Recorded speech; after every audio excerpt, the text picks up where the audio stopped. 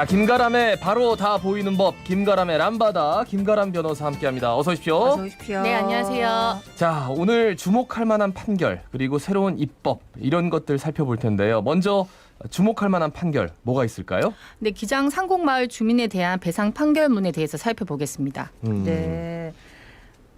기장 상곡마을 인근에 이제 총 5개 송전탑이 설치되어 있는데 이게 주민들 의견 수렴 절차를 거치지 않고 만들어져서 주민들이 2010년부터 한전을 상대로 손해배상 청구 소송을 제기했었는데 이번에 최종 승소했다고요? 예, 그렇습니다. 2021년 8월 12일 대법원 민사 2부에서 한전은 상곡마을 뒤에 설치한 송전탑 5기로 인한 주민들의 정신적 고통에 대한 위자료로 세대당 300만 원을 지급하라고 판결한 이 원심을 확정했습니다. 이제 거의 10년 만에 최종적인 결론이 나온 것인데요.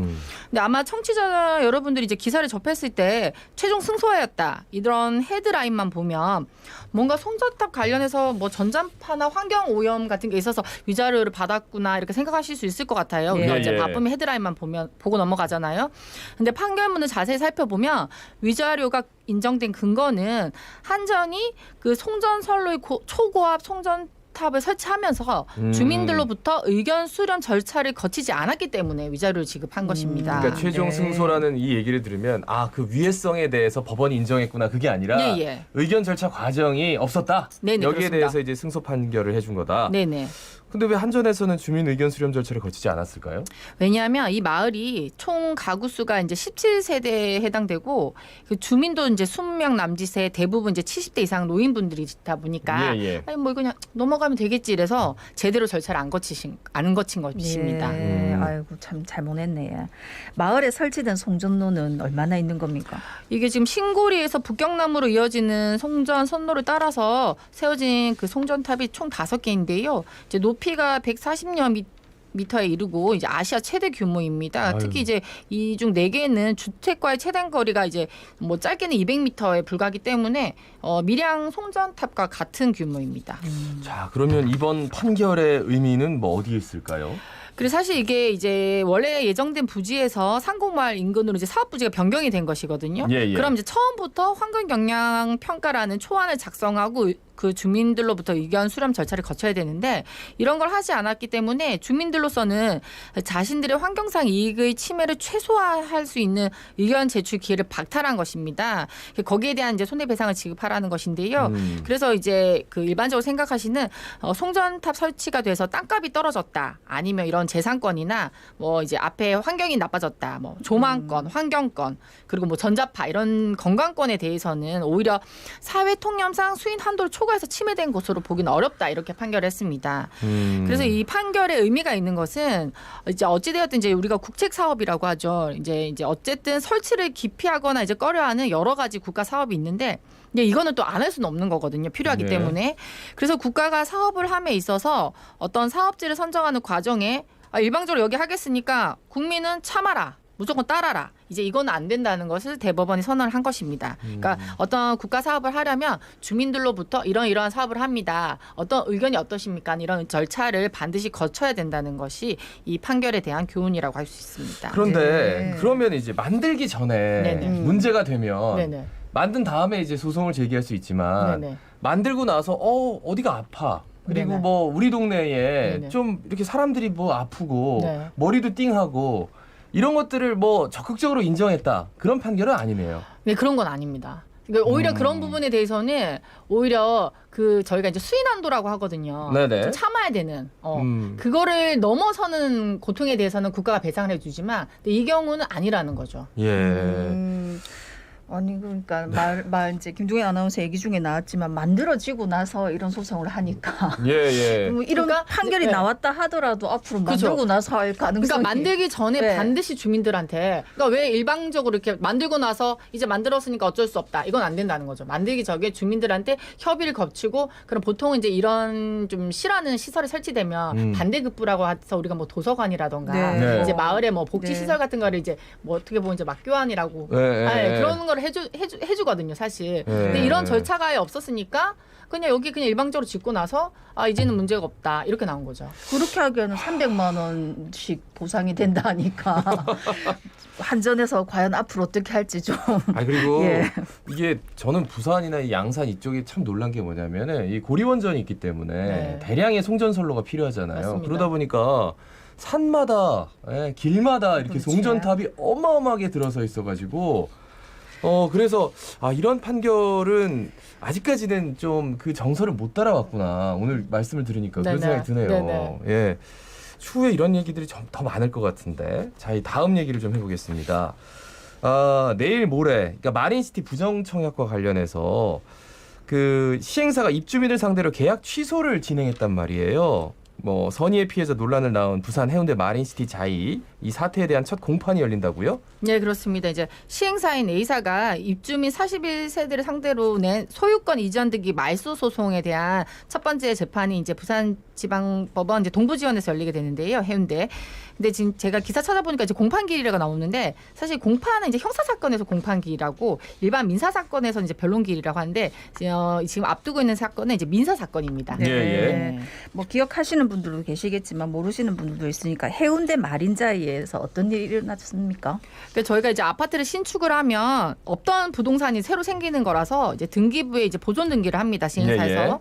그래서 이제 분양자에게 잔금을 치르고 이건 이제 내 거다 이래서 소유권 이전 등기를 넘겨오거든요. 그 다음부터는 이제 내가 뭐 팔던가 계속 보유하던가 이런 구조인데 이제 부동산의 경우에는 이제 공신력이라고 해서 이 공신력이 없어요. 좀 어려운 단어인데 뭐냐면 쉽게 생각하시면 공인된 신뢰라고 생각하시면 됩니다. 그러니까 내가 국가가 관리하는 등기부를 보고 샀는데 뭐가 문제냐? 그러니까 등기부가 공인된 공신력 아니에요?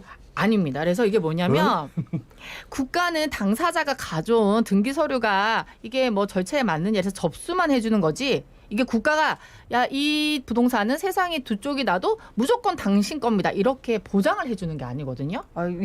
그래서 너무 이상한데. 땅 문서 이런 걸로 생각하시는 제가 만약에 이제 그죠.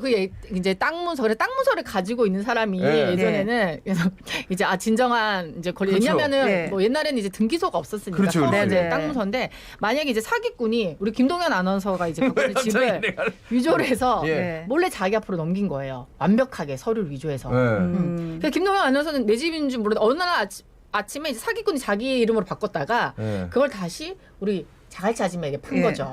자갈치 아줌마는 이제 모르신 거예요. 서류상 이제 완벽하니까. 근데 어떻게 됐냐, 법은 나중에 자갈치 아줌마 미안한데 당신은 사기꾼이라 해결하고 등기부로 아무리 당신 앞으로 돼 있지만 이 집은 김동현 아나운서 거다. 에이, 무슨 이런 일이. 이런 구조입니다. 그래서 지금 마린시티 부정청약 사건도 제일 처음에 이제 새로 지어서 보존 등기를 한 시행사 이후에 이제 부정청약 받아서 이제 넘겨 놀거나 팔고 이렇게 넘어갔잖아요. 그 이유는 이제 줄줄이 비엔나처럼 다 무효가 된 거죠. 그러니까 처음에 시행사가 분양을 했을 거 아니에요. 그러니까 분양 당첨자가 그 분양권을 판 거잖아요. 네네, 그렇습니다. 그래서 이제 등기까지 마쳤어요, 그 사람이. 그런데 이 분양 당첨된 사람이 그 본인이 자격 요건이 틀리다. 이게 맞지 않다. 부정청약을 한 거지. 그래, 부정청약을 했다. 그래가지고 그 사람에 대한 이제 그 권한이 없어지면서 그 당첨권을 산 사람, 분양권을 산 사람도 등기가 인정이 안 된다. 이런 식으로 시행사에서 통보를 했다. 이거잖아요. 그렇습니다. 이거 어떡합니까? 왜냐면 지금 법이 어떻게 돼 있냐면 이제 시행사 너무 나쁘다. 왜 이제 계약 취소하냐 이러는데 시행사 입장에서는 어쩔 수 없이 할 수밖에 없는 게 법에 어떻게 돼 있냐면 주택법 제65조 공급질서 교란 금지라고 해서 이제 그 주택 공급을 신청할 수 있는 지위를 무효로 하거나 이미 체결된 주택의 공급 계약을 취소하여야 한다. 이렇게 돼 있습니다. 그러니까 취소할 수 있다가 아니라 하여야 한다 이렇게 의무 규정으로 돼 있기 때문에 시행사 입장에서는 이게 당연히 자기들도 소송을 당할지 알아요. 이런 법률 분쟁이 있더라도 시행사 입장에서는 그냥 취소해야 되는 거죠. 그냥 법에 취소해야 한다. 하여야 한다 그러니까. 네, 이렇게 돼 있기 때문에. 아니 지금 이 이제 41세대가 네네. 이 선의의 피해자로 확인돼가지고 사실 뭐 아파트 값이 한두 푼 하는 것도 아니고 맞습니다. 아니 이 사람들도 모르고 산 건데 너무한 거 아니가 하는 뭐 의견도 있었고 그리고 그렇지만 또 이제 불법 청약으로 인한 공급지에서 교란 행위 근절하기 위해선 취소가 불가하다 또 뭐 이런 얘기도 있고.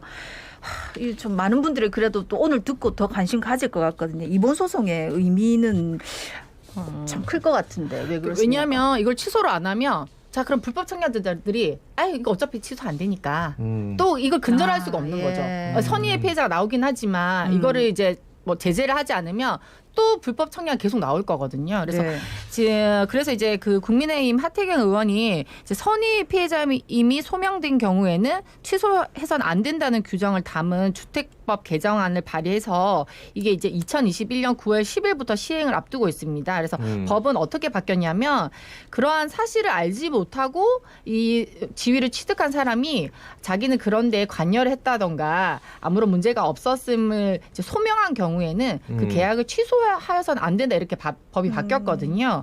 그렇기 때문에 어떻게 보면은 이제 이번 재판이 이제 개정된 법 전에 마지막 그 분쟁의 여지가 있는 판결입니다. 그러니까 소급이 안 되는 거잖아요. 이거. 그렇습니다. 9월 10일부터 시행이니까. 네. 그러면 이게 법적으로 이제 판례가 나올 수 있는데 이 법은 적용이 안 된다는 거예요. 네, 법은 적용이 안 되는데 지금 어떻게 되냐면 양측은 지금 이제 국내 2, 3위 대형 로펌을 딱 선임을 해가지고 네. 자 이제 법정에서 한번 다퉈보자. 누구의 말이 맞느냐 이러고 있습니다. 그래서 만약에 시행사가 승소하면 이제 법 규정 그대로 그럼 입주민들은 이제 소유권 상실해서 나가야 되는 거고요. 이제 자기한테 판 사람 이제 전에 사람한테 또 넘기고 이렇게 복잡한 문제가 남아 있고 만약에 너무 불쌍하다 입주민이 승소할 경우에는 이제 소유권을 가지게 됩니다. 그래서 이제 결국 쟁점은 법원에서 어떻게 판단하느냐 여부인데요. 2006년도에 이제 대법원은 이 명시적인 법의 제3자 보호 규정이 없기 때문에 이 선의 매수인을 보호할 수 없다 판결했습니다.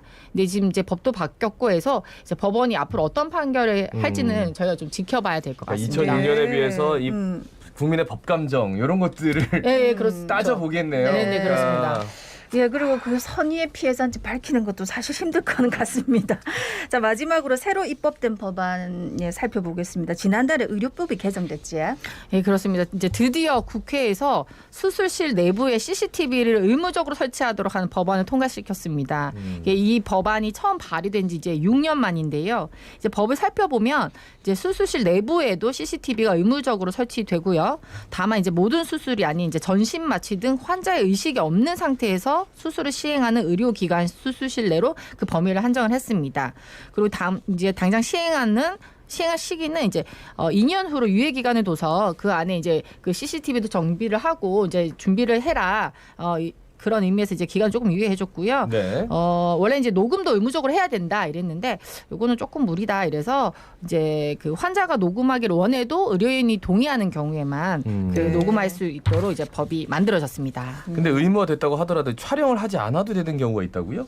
사실 이제 이 CCTV 법안이 의료계에서 반발이 굉장히 컸거든요. 그렇죠. 그래서 아마 그런 어떤 절충안에서 그럼 이제 이런 경우에는 좀 예외적으로 해다오 이런 부분이 반영이 됐습니다. 그래서 아주 긴급하고 응급한 수술인 경우에는 뭐 동의하고 뭐 CCTV 설치 켜고 이런데 조금 문제가 있으니까 그런 부분하고 그리고 이제 저희가 이제 레지던트라고 하죠. 이제 전공의 수술형 가정 같은 경우에는 이제 수술하면서 뭐 집도의가 이런 것도 설명하고 저런 것도 설명하고 이런 부분도 있기 때문에 그런 경우에는 촬영 의무에서 제외하도록 하였습니다. 네. 뭐 사실 좀 미흡하다는 사람도 있고 또 의료계에서는 또 과하다 하는 것도 있는데 이번 입법을 통해 기대되는 점 짧게 부탁드리겠습니다. 사실 저도 이제 의료소송 맡아보면 모든 증거 자료가 병원 측에 있고 우리나라는 이제 미국과 달리 증거 개시 제도 이제 미국은 다 내라 이렇게 하고 있거든요. 네. 그렇기 때문에 병원에서 사실 협조해 주지 않으면 소송에 있어서 자료 확보가 어렵습니다. 그리고 뭐 관련자도 다 뭐 내보내거나 네. 입단속을 시키거든요. 그래서 이런 CCTV가 설치만 된다면 이제 그동안 이제 병원 측에서도 그 의심이나 불신도 잠재울 수 있고요. 사실 의료인들은 이거 뭐 앞으로 감시당하는 기분 때문에 위험한 수술을 기피할 확률이 높아서 의료 행위가 위축된다고 하지만 사실 이런 부분도 이제 의료인들의 책임이 있습니다. 그래서 네. 그 앞으로 어떻게 보면 이제 그 뭐 근접해서 촬영하는 것이 아니기 때문에 네. 뭐 수술 스킨에 이거 외부로 유출될 위험도 없고 그래서 앞으로 이제 법이 잘 정착돼서 시행되기를 지켜봐야 될 것 같습니다. 예, 네. 말씀 잘 들었습니다. 고맙습니다. 고맙습니다. 예, 지금까지 김가람 변호사였습니다. 예. 아니 법은 잘 지금 뭐 설명을 들어도 알겠는 것도 있고 모르겠는 것도 있는데 우리가 이름 모르는 게 많구나 싶어서 앞으로 더 열심히 들어야 되겠습니다. 오늘도 마스크 단디 쓰고 손 매매 씻고 사람 많은데 피하고 안전하게 지냅시다. 자갈치 아침에 17,721회 박성원이었습니다. 아나운서 김도윤이었습니다. 오늘도 힘찬 하루 보내십시오. 고맙습니다. 고맙습니다.